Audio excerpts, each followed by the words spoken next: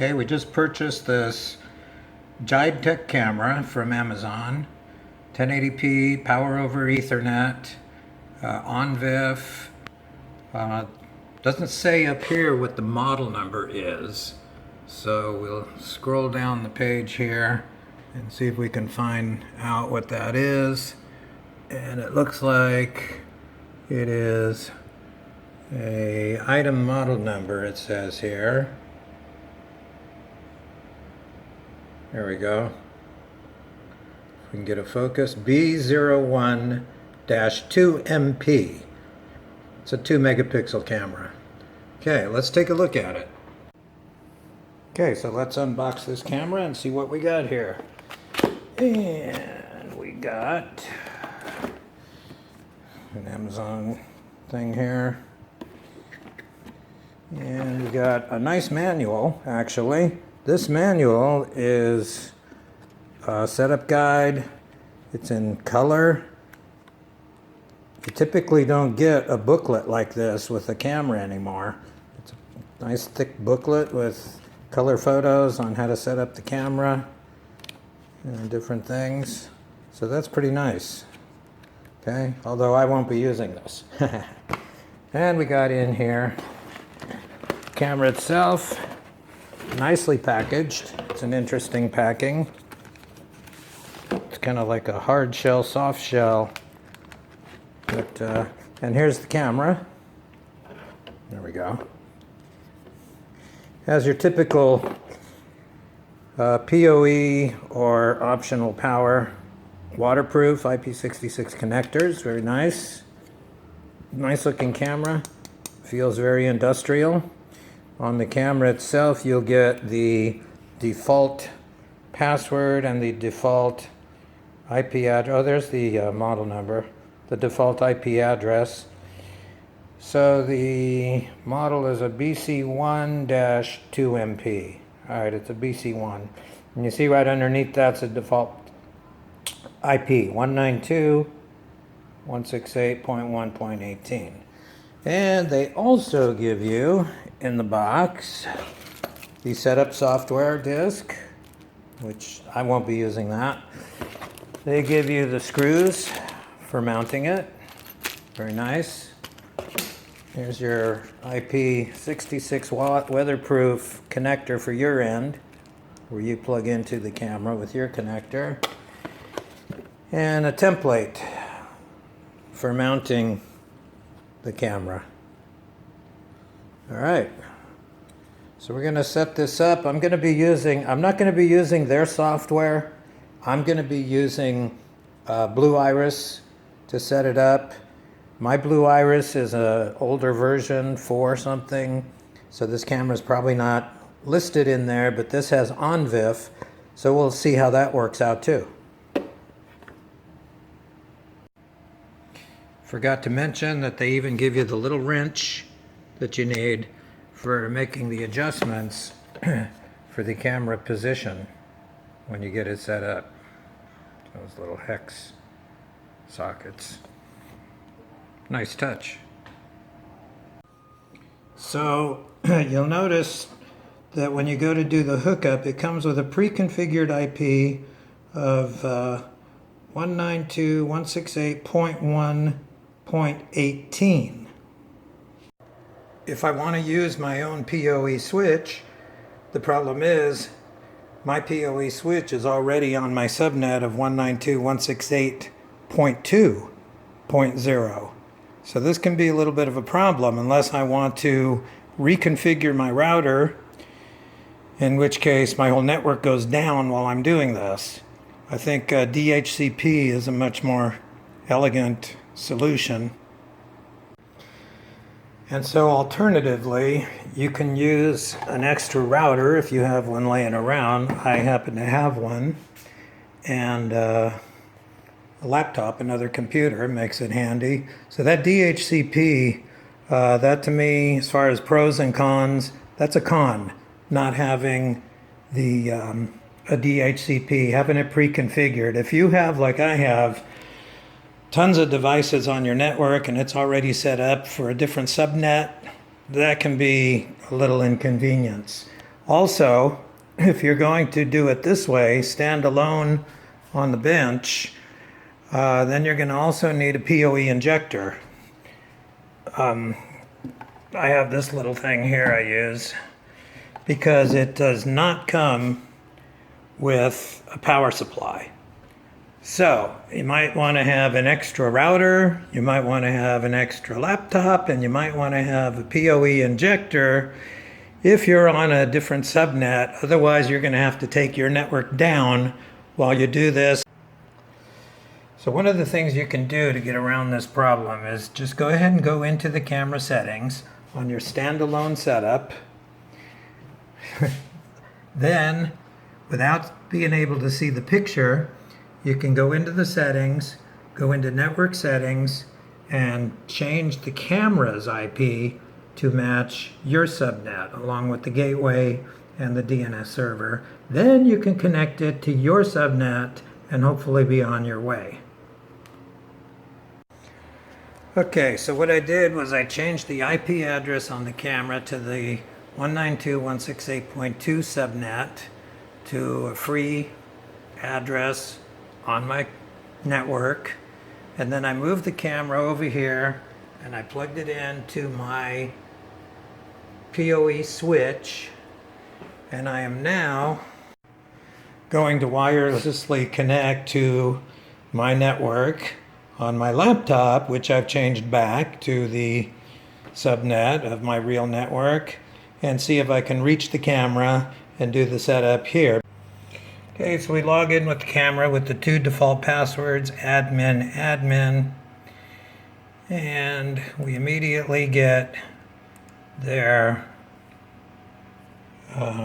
browser page. They have an ActiveX plugin because browsers have quit supporting native camera feeds.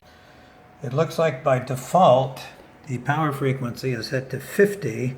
So if you're in North America, such as I am, that needs to be changed to 60.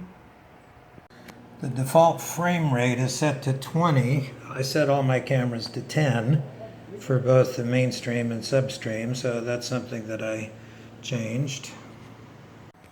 So this is nice. You can turn the text overlays off. In the case of a surveillance server, you will be probably inserting your own text overlay for date and timestamps. I have some D-Link cameras that you cannot turn that off. I actually had to overlay on top of their overlay in order to get rid of theirs. So that's nice that you can turn that off. I just made a note here for myself in Notepad that the camera is on the subnet 192.168.2.97 and the port is 8097. I just want to make sure I didn't forget that because, as I mentioned, the camera does not have a reset button. So that's another real con as far as pros and cons. There's no hard reset button. If you lock yourself out of the camera, forget your password, or power surge locks you out for some reason, which has happened to me with my other cameras, you need to contact the factory to get back into your camera. That's problematic. All cameras, well, most cameras, have a hard reset button, but this one does not. They say in their instructions to reset the camera, you log in to the camera software and reset. Well, that resets all the settings, but what if the problem is that you can't log in? That's a lot of times why people want to reset the camera. Let's take a look at another camera. This here is a TrendNet, and they have a reset button on the back.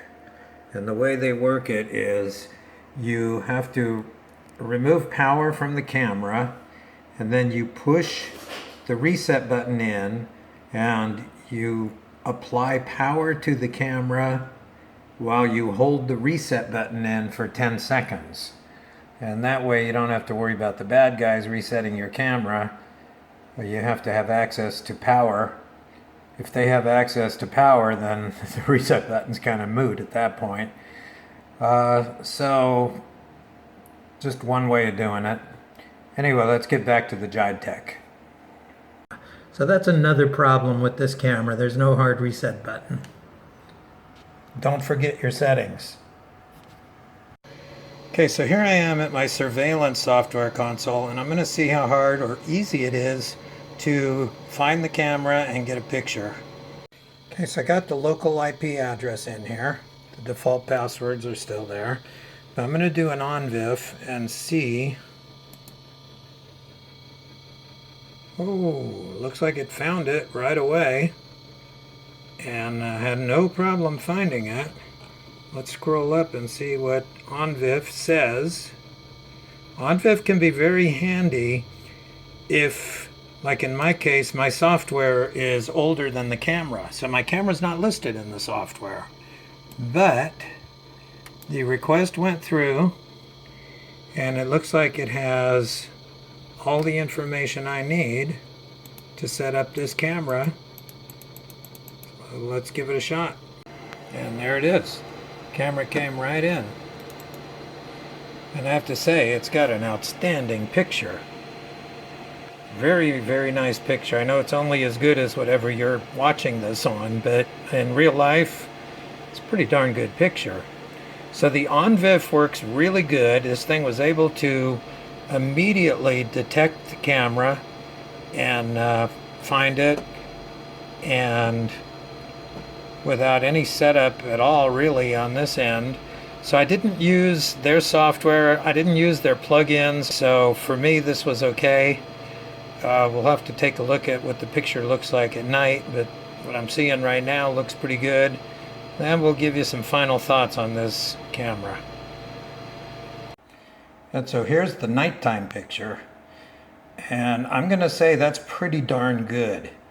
The reason that's pretty darn good is because where we live is really dark. Take a look outside. There's not a lot of light out here. There's no street lights out here or anything. So got the camera looking out right over here right now. That's what we see with my phone camera. It's the same shot, so pretty good. Okay, some final thoughts. It's a very nice camera if you're willing to put up with some inconveniences. Specifically, what can happen, not only can happen, but does happen, is you need to get into your camera and reset it for some reason. Maybe you forgot the password, maybe a power surge locked up the camera, maybe you don't remember what port you put it on, whatever. There's a bunch of reasons why you might want to reset a camera. What can happen, and does happen, but in this particular case, you would first have to get a hold of the factory for them to help you reset the camera. That's the first obstacle. Then, even after you do reset the camera, it's going to reset to 192.168.1.18. It might not be on a subnet that matches that camera. In fact, if this is an industrial application, it's probably not on that subnet. So now you have to remove the camera, take it down from its installation and bring it home and hook it up to a standalone setup and go through the setup when maybe all you really needed to do was just bring it back to life. It's really nice when you can just climb a ladder, do a hard reset, the camera gets an IP address from DHCP, so you just go back to the console and do a couple settings to customize it. That's why the DHCP and the hard reset really work hand in hand. They complement each other, they go together. Both of those are really essential. So I'm going to say that this camera, while it may be suitable for industrial applications, it seems to be targeted more towards the consumer market. It's a much smaller consumer market. It's not specifically designed for an industrial application, but again, it is suitable for an industrial application. It's a very fine camera. It's a very sturdy build, and it's at a really good price. I'll be honest with you, this is my third Jidetech camera. I bought two before this one because to me, the trade-off for the price and It's a third of the price of what I pay for some other cameras for much lesser quality. I'm willing to put up with the inconveniences.